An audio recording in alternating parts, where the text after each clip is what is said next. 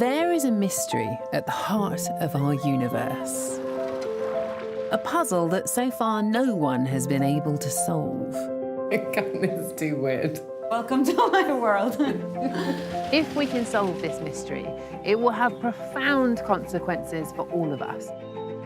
That mystery is why mathematical rules and patterns seem to infiltrate pretty much everything in the world around us. Many people have, in fact, described maths as the underlying language of the universe. But how did it get there? Even after thousands of years, this question causes controversy. We still can't agree on what maths actually is or where it comes from. Is it something that's invented, like a language, or is it something that we have merely discovered? I think discovered. Invented. It's both. I have no idea. Oh my God! Why does any of this matter? Well, maths underpins just about everything in our modern world. From computers and mobile phones to our understanding of human biology and our place in the universe. My name is Hannah Fry and I'm a mathematician. In this series, I will explore how the greatest thinkers in history have tried to explain the origins of maths' extraordinary power. You've ruined his equation. I'm going to look at how, in ancient times, our ancestors thought maths was a gift from the gods. How in the 17th and 18th centuries, we invented new mathematical systems and used them to create the scientific and industrial revolutions. And I'll reveal how, in the 20th and 21st centuries, radical new theories are forcing us to question once again everything we thought we knew about maths and the universe. The unexpected should be expected, because why would reality down there bear any resemblance to reality up here? In this episode, I discover how maths led Victorian scientists into a world of invisible forces and particles we cannot see.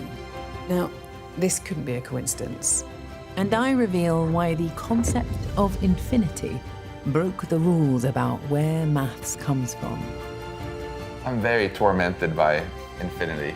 Is infinity real? I do not know the answer to that question.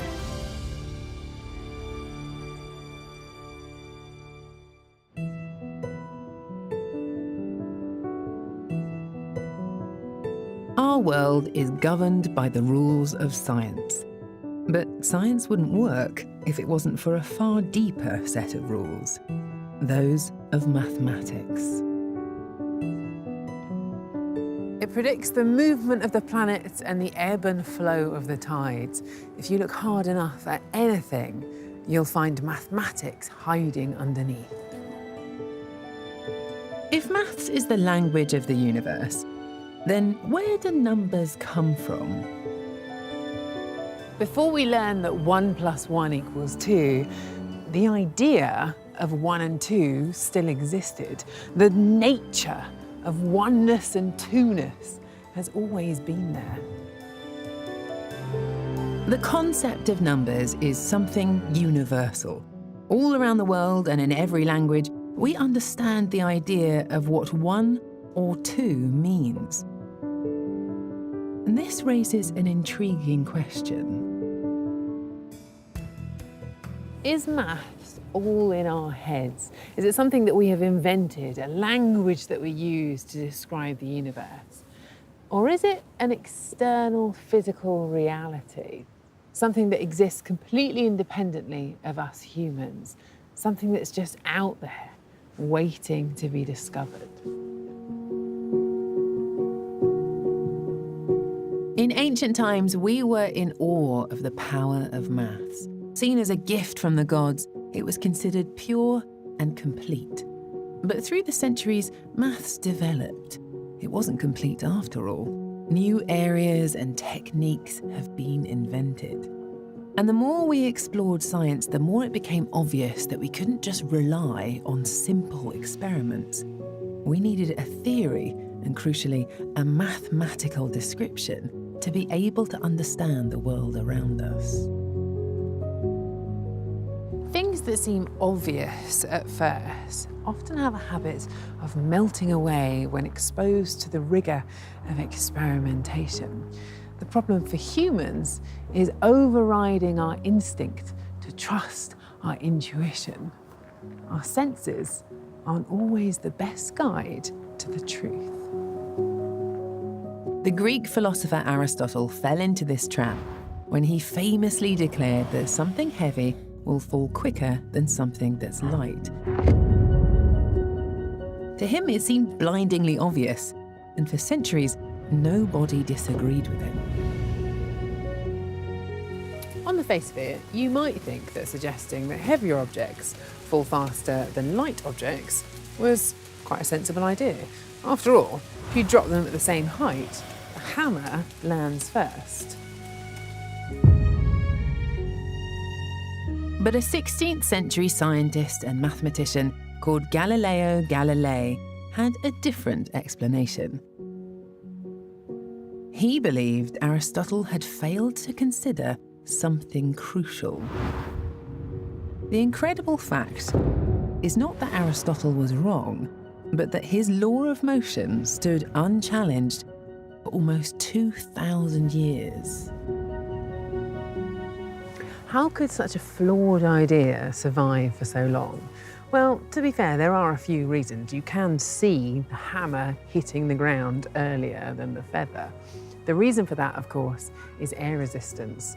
And Galileo argued that if you dropped them in a vacuum, they would land at exactly the same time. To come up with this theory, Galileo imagined the idea of a vacuum in which air resistance didn't exist, and created a series of laws that describe the motion of falling objects. They completely overturned Aristotle's ideas. Over 300 years after Galileo's prediction, Apollo 15 astronaut David Scott gave the theory its most dramatic test. Well, in my left hand I have a feather. In my right hand a hammer. And I'll drop the two of them here, and hopefully they'll hit the ground at the same time. How about that? Mr. Galileo was correct. With no air resistance on the moon, the hammer and feather hit the lunar surface at the same time. A physical description of the world on its own isn't enough. It has to go hand in hand with mathematics before you can truly discover the nature of reality. Galileo was incredibly impressed, for good reason, at the power of mathematics to give us insights, to describe things that were happening, to articulate the patterns that the human brain is able to access. It almost seems miraculous that some symbols on a piece of paper can do that. And in that sense, it might lead you to think that math is the language of reality. Galileo exclaimed that the world is a grand book written in the language of mathematics. I think the reason for this is that ultimately the world is completely mathematical, and we're just discovering that bit by bit. He had this feeling that by using mathematics, he could get into these things which he wanted to be inevitable. And mathematics gave him that certainty that things are inevitable. So he was the first to understand that in order to explain phenomena, he needs to use mathematics. Galileo's theories, though ahead of their time, raised as many questions as they answered. There appeared to be some kind of a force that was pulling objects to the ground, but exactly what that force was or how it worked remained a mystery. Solving this mystery would take the genius of a 17th century Englishman. His name was Isaac Newton.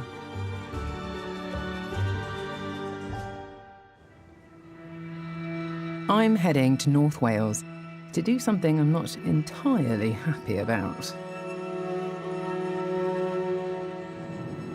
So my director was looking for a clever way to illustrate gravity.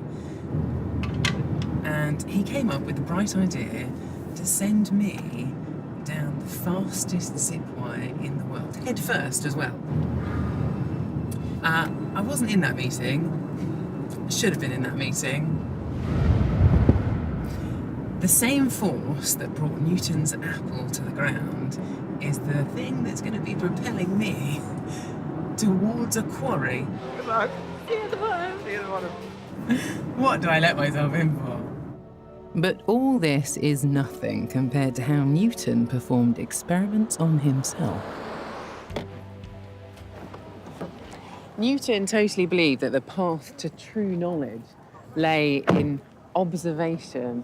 So rather than just read a book on optics, say, he decided to experiment by poking a blunt needle into his own eye. Maybe don't try that one at home. He wasn't going to take someone else's word for it. He had to test these theories for himself. As he began wrestling with bigger ideas, such as gravity, only mathematics could help him find the answers. When you think about it, gravity is actually quite a strange beast.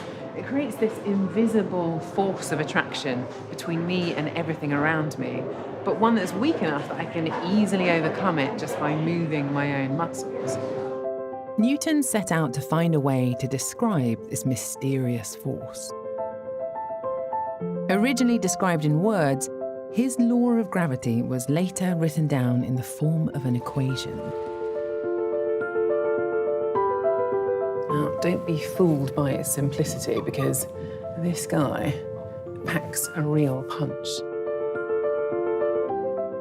I'm using it to work out the force that will be acting on me as I head down the zip wire. To understand it, you need to know what all the letters stand for. So let's begin with F, the force. Newton says that between any two objects in the universe, there is an attractive force. And this force depends on the mass of those objects. So this capital M here, that's the mass of the Earth. And then slightly smaller, the little m there, is me. That little m is my mass, and it's measured in kilograms. There's also G, the gravitational constant, which Newton knew had to exist, although he didn't know exactly the size of it at the time, and R there, which is the distance between me and the centre of the Earth. More generally, what this equation is saying is that the bigger the mass of your objects, like planets, for example, the bigger your force between them is going to be. And the greater the distance between objects, the bigger this R is, the weaker the force of gravity is going to be. So what does Newton say the force of gravity will be on me?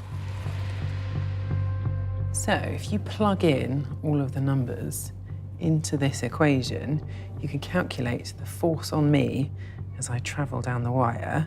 It works out to be 736, and the unit is newtons. Newton arrived at his now famous formula after studying centuries' worth of measurements from astronomers that had gone before him. His law of gravity not only explained why objects fall to the ground, it predicted the positions of every moon, planet, or comet anywhere in the cosmos. That is one devastatingly powerful equation. This was Newton's genius. Once you've got a mathematical law, you can use it to apply to anything. Apples, planets, and people. And if you can calculate exactly what that force will be, it means that you can predict all kinds of other things, like my terminal velocity as I travel down to the bottom. So let's put it to the test. As the force of gravity pulls an object to the ground, it reaches a maximum speed. This is called its terminal velocity. Before you can calculate this figure, there is a bunch of things you need to consider, such as the gravity, drag, and friction along the cable. Time to put my faith in Newton and the fastest zip line in the world. From my calculations, I reckon my terminal velocity is going to be about 90 miles an hour. I don't think I'm going to speak to this director again. What am I doing? 5, 3, 2, 1.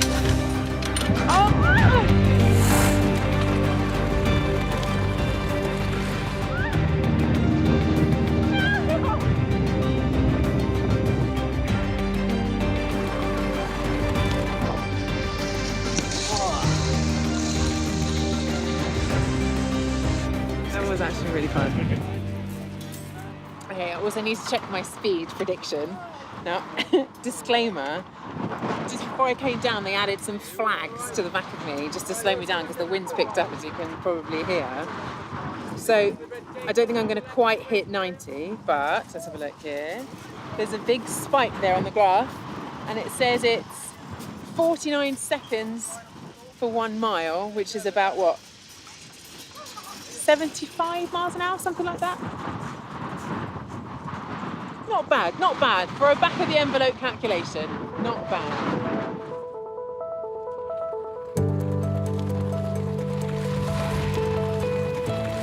The power of Newton's equation was that it could explain and predict so much about the universe. It allowed us to think of nature as ordered, not just on Earth, but throughout the cosmos. Key breakthrough of Newton was that he had the audacity to shatter this idea that Earth rules are different from heaven rules and the moon doesn't fall down because it's made of heaven stuff, and say, wait a minute, maybe all things obey the same physical laws. His laws of force and of motion were not meant to merely apply in, say, the heavenly realms or just on Earth. They were meant to apply everywhere, and the idea was the whole of nature would really be captured by this single set of laws. I mean, the fact that we can write equations and know how to power a rocket and have it land on the moon and come back. Holy cow! I mean, we take these things for granted, but think about the power of equations to give us the trajectory and figure out how to accomplish this incredible feat. That is thrilling. If evidence is needed to prove maths is discovered, part of the fabric of reality, then surely this is it. How could something we invented in our brain have the power to reveal the workings of the universe? And the extraordinary power of mathematics wasn't just confined to the stars. By the end of the 18th century, scientists and engineers were using it to drive innovation on a grand scale, what became known as the Industrial Revolution. This changed everything. People didn't just live and work in the fields anymore. There was an explosion of growth in towns and cities as employment switched to factories. And driving this entire revolution was the invention of the steam engine. The impact of this new technology was profound. It opened up the country not just to people and goods, but to ideas. New ways of doing things were propelling us into the age of the machine. How fast does it go? 25 miles an hour maximum. What are we doing now? About 15. And yet your speedometer goes up to 100. Yeah, come coming there.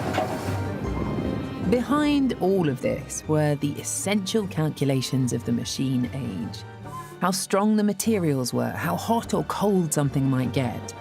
It was mathematics that was used to design faster and more efficient machines. So how hot does it get in there? In Fahrenheit, it goes to about 2,500 degrees. 2.5? What's that in Celsius? I'm not sure. You know what it is? Hot, very hot.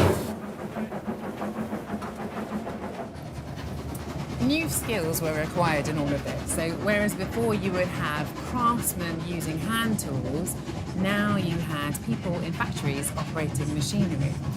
But there's also a sea change here in the way that we think.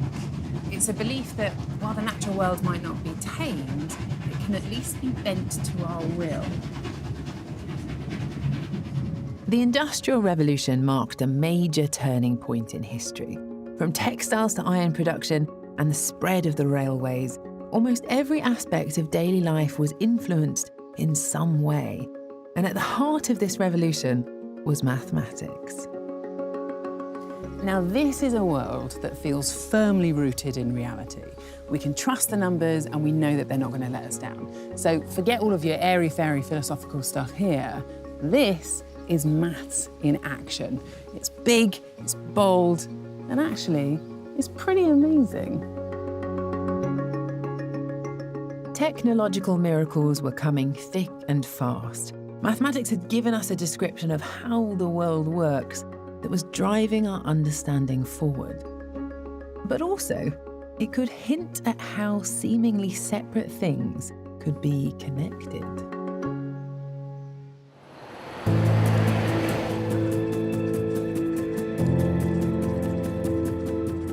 By the 19th century, mathematicians and scientists began to wonder what else was out there just waiting to be discovered.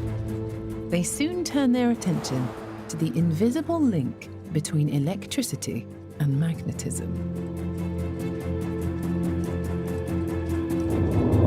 Both had been known about for centuries, from the raw power of lightning to navigation by means of a ship's compass.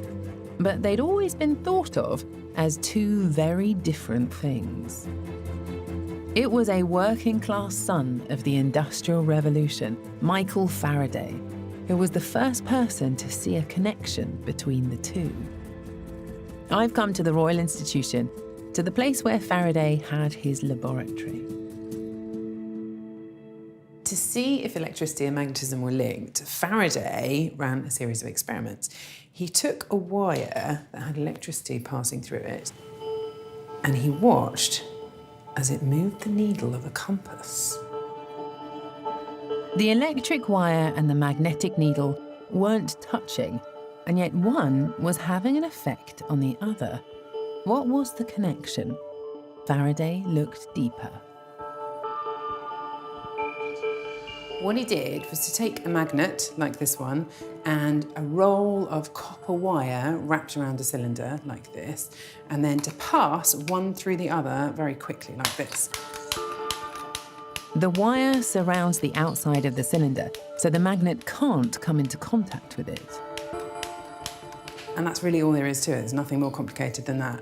The wire never touches the magnet, and yet, as you can see from these LEDs, probably not the originals, that is enough to generate electricity.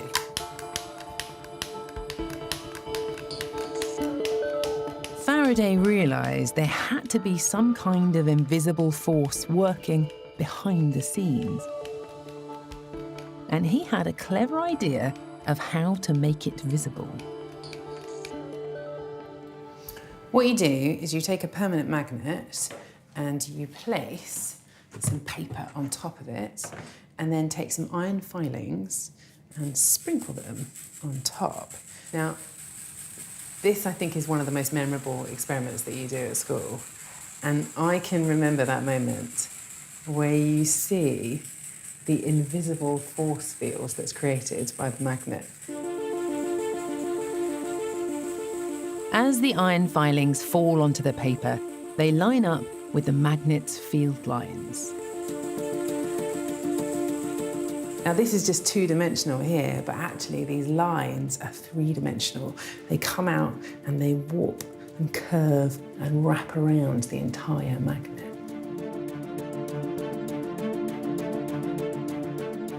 That's pretty cool, isn't it? It's pretty cool.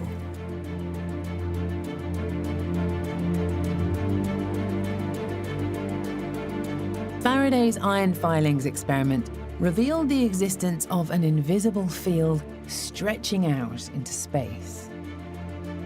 He could see the lines of the force, but he was an experimentalist and lacked a complete mathematical description of what was going on. As a result, many of his contemporaries dismissed his ideas as fanciful. It was the Scottish scientist James Clerk Maxwell who took Faraday's ideas and came up with a mathematical way to link electricity and magnetism.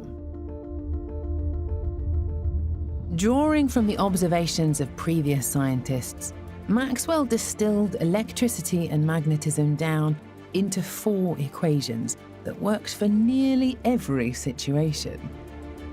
The symbols themselves aren't important to the story. The key point is that Maxwell spotted a gap. The mathematics was telling him there was something missing in this last equation.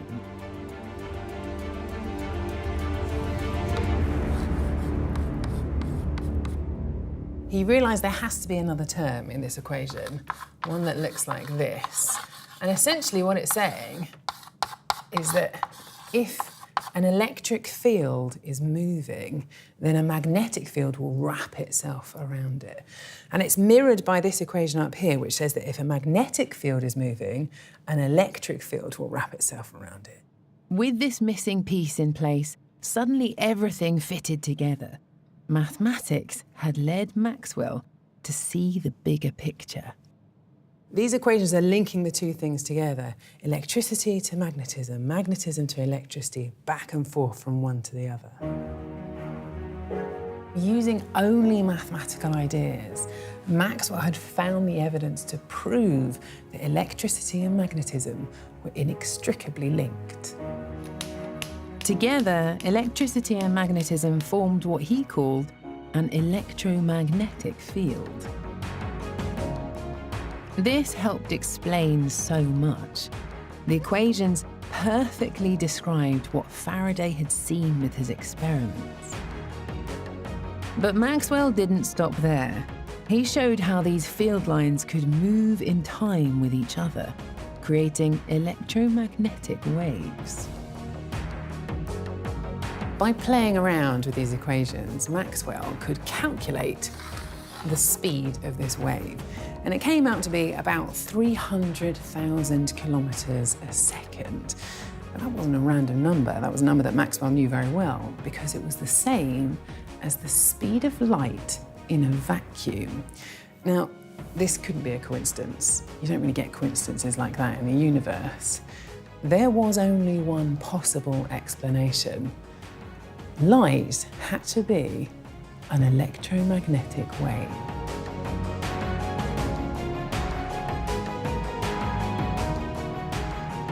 Maxwell's discoveries were genuinely revolutionary.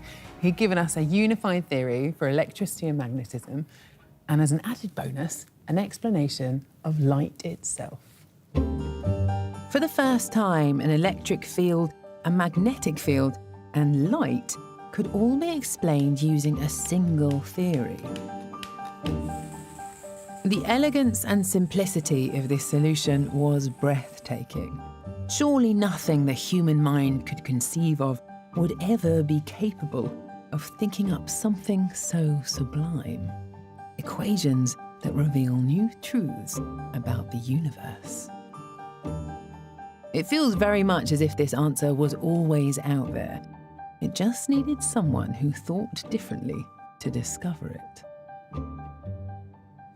It's quite uncanny how mathematics has again and again predicted new things in the physical world that we weren't even looking for. You come up with novel predictions. You come up with ideas that there should be structures in the world that you haven't yet discovered. And then on inquiry, you discover those to be real. That's really extraordinary. I can tell you from my personal experience, it is shocking, not just surprising, but shocking that mathematics makes predictions about the world around us. The ancient Greeks found intriguing patterns in nature which seemed to follow the rules of maths. Then Newton showed us how mathematical equations had the power to predict the movement of the planets, revealing an ordered universe. By the 19th century, the formidable power of maths allowed Maxwell to unify electricity and magnetism. It seemed inconceivable that maths could be anything other than something we discover. But then something happened that turned this worldview on its head. There was a new way to look at maths. Someone had invented a different way of doing things. Since the days of the Greek mathematician Euclid, more than 2,000 years ago, right angles and parallel lines, the kind we learned at school, have been the bedrock upon which all of geometry and our understanding of space is built. But in the 19th century, mathematicians started to wonder whether everything really was as it seemed, or whether there was the possibility of something a bit weird going on behind the scenes. You can see it with games like Pac-Man. What kind of a shape is the Pac-Man universe? Your instinctive answer might be a square, and you'd be right. Sort of. For instance, if this little pink character exits to the left, it will re-enter on the right. Which actually makes this universe more of a cylinder. What's more, in other similar games, you can exit out of the top and re-enter at the bottom. Which means that these two loose ends have to bend around and connect up to one another. It's a bit of a strange idea to get your head around, but these kind of computer games are not played on a square, and they are played on a donut. Once you move from a flat square to another shape, you can't take it for granted that geometry will follow the rules you've always expected it to. Behind the scenes, there can be something else going on entirely. But hold on to your hats, because this is all about to get much weirder. Consider for a moment a traditional geometric view of the world. Imagine there are 4 coloured courtyards. What would happen when I leave one of the courtyards? If the world was as Euclid says it is, and everything worked normally, if I turned left 4 times, I would eventually get back to where I started. I've left the yellow courtyard. I've gone through orange, red, and blue, and I'm back in yellow again. Nothing controversial here. But who says there has to be 4 courtyards next to each other? What if you got back to where you started after turning left only 3 times? But hang on, I hear you cry, that's impossible. Except it's not if you're living on a cube. Begin on this side, turn once, turn twice, turn 3 times, and you're back where you started. No longer was there only one description of space. By changing the rules, you could now choose a different type of geometry. It turns out there's many different ways to think about space. It would be very much like if somebody discovered Piccadilly Circus by taking a left turn where they had always taken a right turn before. People hadn't even thought that there could be a distinction between the physical space and the mathematical space that Euclid had studied with his axioms. Because all of a sudden, Euclidean geometry just looks like one way of describing a space. And in fact, it happens to be a good one for describing the space we're sitting in right now, not such a good one for describing space on astronomical scales, it turns out. So it's a little bit like a game, namely I teach you the rule of chess and we play chess. I change the rules and we play a different game, but we still can play a game. So that was the feeling, that maybe it is all, depending on which set of axioms you choose, you can get a new type of mathematics. But hang on a minute. If we can just make up a new type of geometry, then perhaps I've got this wrong. Maybe maths is something we invent after all. With this newfound freedom, mathematicians began exploring ever more abstract ideas, the most intriguing of which was the notion of infinity.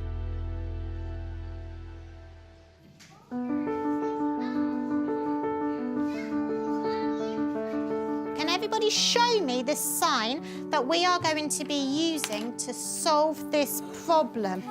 Off you go.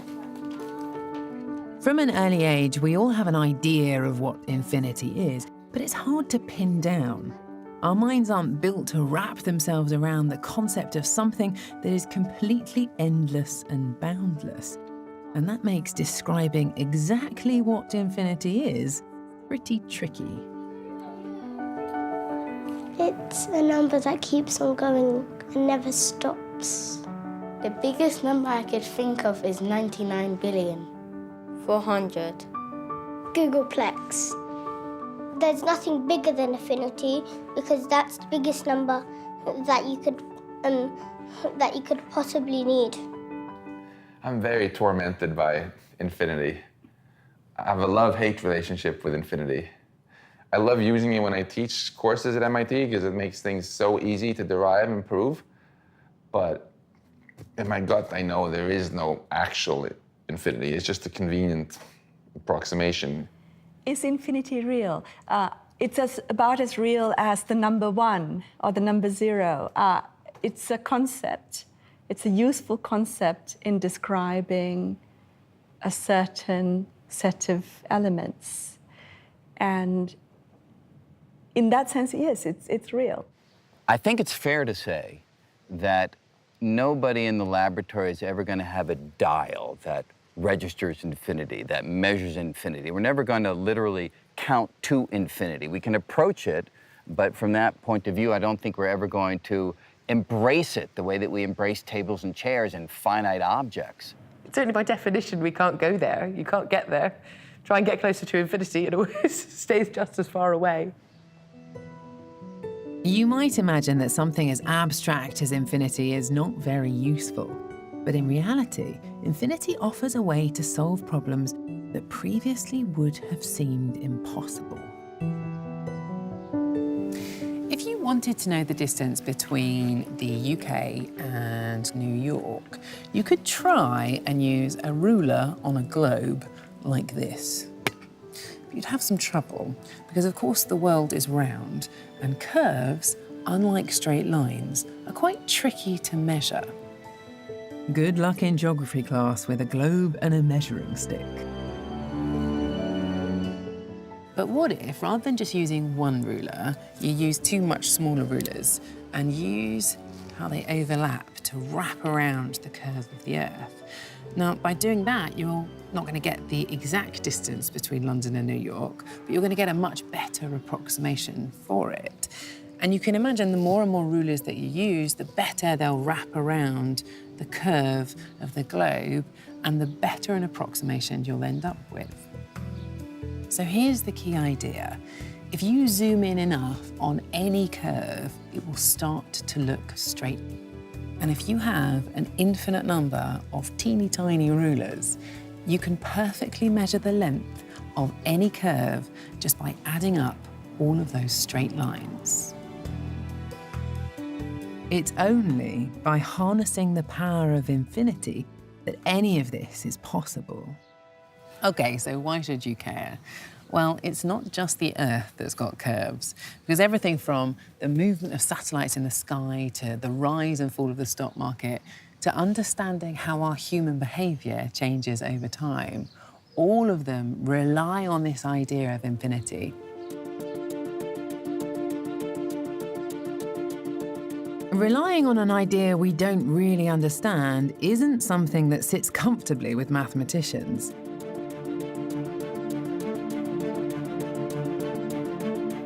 In 1924, the renowned German mathematician David Hilbert created a famous thought experiment to try and help explain infinity.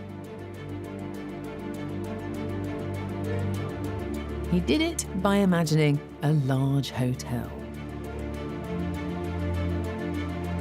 But this was no ordinary hotel.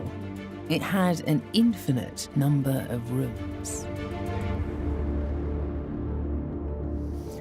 Hiya. Can I have a room for tonight, please? Sorry, ma'am, we're fully booked tonight.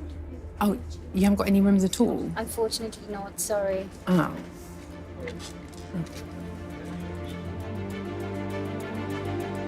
Hilbert wondered what would happen if all the rooms were full and a guest like me turned up.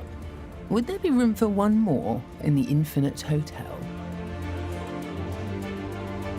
So today I've turned up and the place is fully booked. They're saying they haven't got any rooms at all whatsoever. I've tried asking them if they know who I am, but apparently they're not familiar with my back catalogue of extremely niche online maths videos, if you can believe it.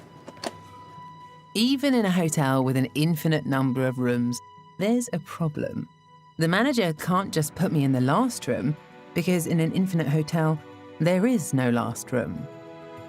So if the hotel is full, how do I find a bed for the night? All we have to do is politely ask the person staying in room 1 to move along into room 2. The person in room 2 to move to room 3, 3 to 4, 4 to 5, and so on, and so on, and so on. As there's no last room, if you move everyone along by one room number, every guest has somewhere to sleep. And that leaves room 1 for me. Even if the hotel is full, a room can always be found. That's because infinity plus 1 is still infinity. So there's always room at the Infinity Hotel because you can always add on an extra room at the beginning to make infinity just that little bit bigger. And if my friend wants to come and stay too, well, infinity plus 2 is still infinity, which is perfect for a girls' weekend away. I told you it was weird. That's the thing about infinity. It's a very slippery beast.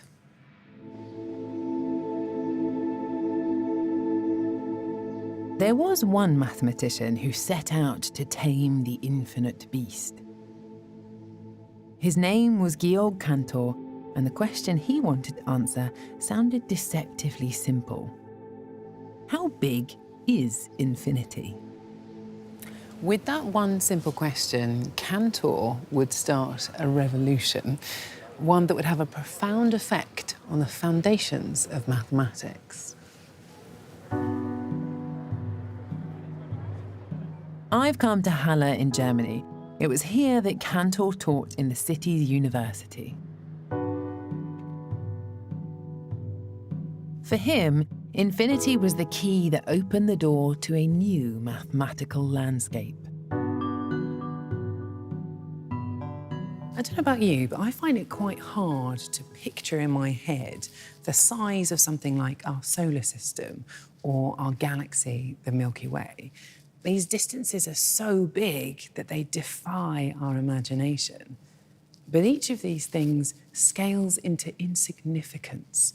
They are infinitesimally small when compared to the vastness of infinity. While the idea of infinity was known to the ancient Greeks, some of Cantor's contemporaries saw it as an offshoot of maths, rather than anything worth understanding in its own right. This wasn't good enough for Cantor. If our knowledge of the world is built on infinity, he said, we can't just accept it, we have to understand it. To get a handle on infinity, take a look at these two sets of numbers.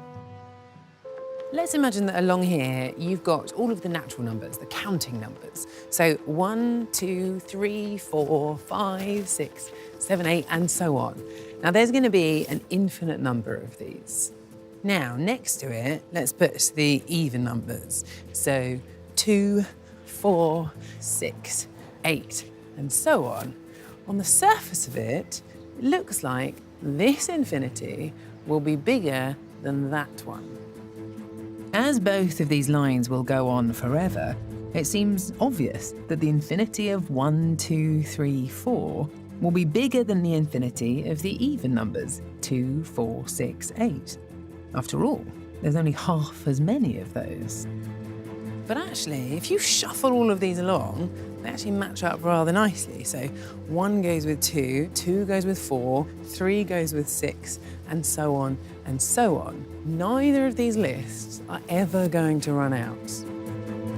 As each list of numbers never stops, every counting number can always find an even number to pair up with. As a result, both infinite lists of numbers have to be the same size. We know this is true because we can count them. I know that seems like a bit of a strange idea, but just go with me on this for a second. Because you can start at the beginning and work your way up, counting as you go. The first number, the second number, the third number, and so on and so on. Now, it's true that you would have to carry on counting forever, but you could be sure that you wouldn't miss any of the numbers as you went. Even though the infinity of the counting numbers looks bigger than the infinity of the even numbers, they're actually the same size. Next, Cantor tried something different. He set out to count all the numbers between 0 and 1. Where is the most sensible place to begin? Is it 0.1? Well, no, because 0.01 is smaller. And it can't be 0.01 either, because 0.001 is smaller still, and 0.00001 is smaller still. Wherever you try and start, I can always find another number to squish in, and that means there is no sensible place to start. However hard you try, you can't count up the number of numbers between 0 and 1. This infinity is uncountable. Cantor's disturbing conclusion was that some infinities are bigger than others. The sheer audacity of his work set off a quiet revolution in the world of mathematics. If Cantor thought that his work was going to be welcomed with open arms, then he was to be sorely disappointed. He was attacked on all sides by his academic colleagues. They called him a scientific charlatan and a corrupter of the youth, and some even tried to sabotage the publication of his works. Could it be that Cantor's ideas on infinity were merely a product of his own imagination, something he invented? His work on infinity consumed every waking minute. In May of 1884, he suffered a nervous breakdown. Eventually, he was brought here to the Nerven Center in Halle, a psychiatric hospital. How did Cantor's desire to tame the infinite impact on his illness? I'm meeting the hospital's director, Dr. Frank Pillman. This, for example, is a case note from 1907. Mania, an acute episode of periodic circular psychosis. Wow. This is what we would today call bipolar disorder.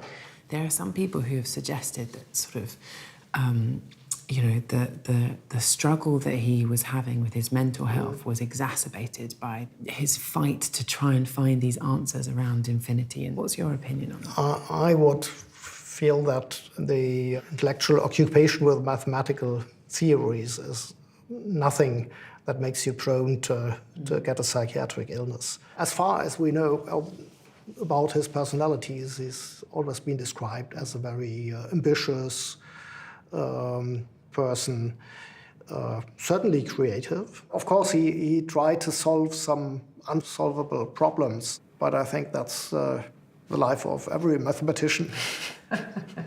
It's probably true. Probably true. The struggle. The struggle with very difficult problems. This is a memorial to Cantor. He was feared by his critics because he dared to question their assumptions of conventional mathematics. His work on infinity was crucial for building more complex mathematical ideas that we rely on today. This is where mathematics starts to stray much more into the realms of the abstract. Infinities, bigger infinities, countable and uncountable infinities. These are not things that you tend to find in the physical world. So is it all just a product of our intellect and imagination? Is this mathematics invented? Certainly when you just take the basic concept of infinity, it's meant to be the biggest possible thing, right? And then someone tells you that there's lots of infinities. So it's certainly a very puzzling concept, but it's an essential one. It's an essential feature of huge numbers of mathematical systems. Insofar that mathematics arises as an interaction between reality and conscious rational minds, and that's what creates mathematics, I would say infinity is real in that sense. If you ask me, is it real in actual reality? I do not know the answer to that question, nor do I know how to find the answer to that question. Some people find it emotionally disturbing, this idea that reality is bigger than we thought. I actually find it kind of liberating. I think it would be rather claustrophobic if our reality were really small. Maths has taken us from a time when we could spot patterns in nature to being able to describe the invisible forces that form the structure of the cosmos. To probe this hidden world, we've invented mathematical tools and equations. Maths has quietly, almost invisibly, revolutionized the way we understand our place in the universe.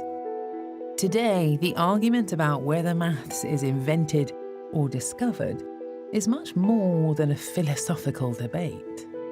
This is where it gets real. This jumble of pipes and wires looks chaotic, but it's at the cutting edge of science. If the researchers here succeed in their goal, they'll have found the answer to the world's energy needs, a form of power that's clean, renewable, and free. I've come here today to the Culham Centre for Fusion Energy, where a group of people are trying to do something rather remarkable. They're taking a mathematical description of reality and trying to bend it to their will, harnessing the power of a star and using it to change humanity's future. Controlling the power of a star such as our sun is, as you might imagine, incredibly difficult. The sun is one giant hot ball of gas called a plasma. Its heat is generated when atoms of hydrogen inside this plasma collide with each other very quickly, releasing vast amounts of energy. The challenge is to recreate that reaction down here on Earth, and the first step is to form the plasma. Within this shape, they're trying to recreate the conditions that you find in the inside of the sun and hold that plasma in place while it reaches temperatures of up to 200 million degrees Celsius.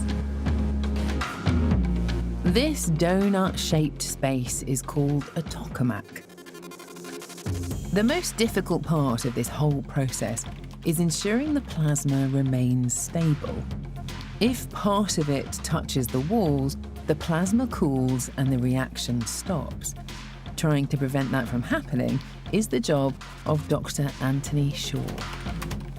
The difficulty is that at 200 million degrees, you get quite a lot of extra effects coming in. It gets turbulent, like the churning sea. There are various currents and turbulences and tides and all these things that make the behavior of it very tricky to understand. And if you don't account for the right things at the right time, it'll do what it wants instead of what we want.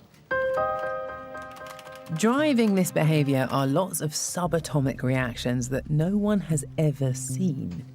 The only reason we believe they exist is down to maths. Anthony and his colleagues are using maths to try and predict how these invisible particles will behave inside the plasma. So here we have a photograph that was taken inside the tokamak. You can see the hydrogen plasma here just glowing around the edges. And they've overlaid a photograph of the structure just so you can see roughly where it's sitting. For comparison, there is also a simulation of this, a mathematical simulation. And on this one, you can see very clearly these little lines, they're called filaments. This is where wisps of plasma go out and touch the side.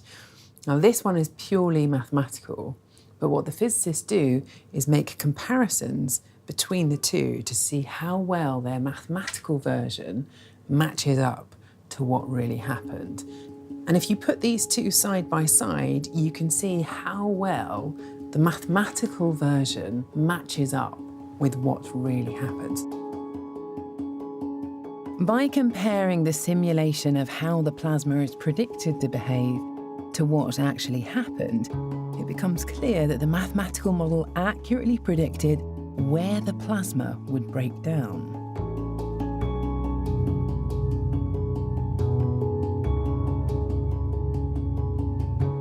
Now, the reason why this is important is because there's no limit, really, to the number of mathematical simulations you can run. But once you get them matching up to reality, once you know that your mathematical version is an accurate reflection of what's happening inside, that is the first step to being able to control your plasma. Nuclear fusion holds out the promise of almost unlimited supplies of clean energy. If they can ever solve this problem, the answer will lie in mathematics and its ability to describe an invisible world of subatomic particles and forces. The only way you know what's happening inside that plasma is by using mathematics. It's the maths that tells you how all of this works. In trying to replicate what's happening inside a star, we're pushing the boundaries of what science and maths is capable of. But we've been doing research in this area for decades. We've had the equations for even longer, and yet we're still not quite getting perfectly and neatly to the answer. If there are these gaps around the edges, if there are limits to how far the maths can take us, then how can it be discovered? Maybe it is just an invention after all. So where have we got to with our investigation of mathematics so far? Well, Newton came along with his fundamental laws of gravity that led to these incredibly powerful equations that can precisely predict the movement of planets in the universe. But they're not quite perfect. But then you have Cantor and his amazing ideas about different sizes of infinities. And maybe math starts to go down a slightly different path. And the more you go down that road, the more it starts to feel like mathematics is invented. Next time, things get even weirder as the logic of math starts to break down. There's a bit of a paradox here. Who shaves the barber? And we take another giant leap forward. Hey! Amazing! As mathematics redefines the nature of space and time. Einstein completely upended our understanding of space, time, matter, energy, and kind of what else is there to the nature of reality. I mean, how did he think of that? Our world is becoming stranger than we realize. And there may even be multiple versions of it. Mathematically speaking, in an infinite universe, everything that's possible has to happen somewhere. If we trust the maths, then where it's taking us is somewhere truly bizarre. What makes our world work the way that it does? Explore more about the magic and mystery of mathematics and how it impacts our everyday life. Just go to bbc.co.uk/maths and follow the links to the Open University.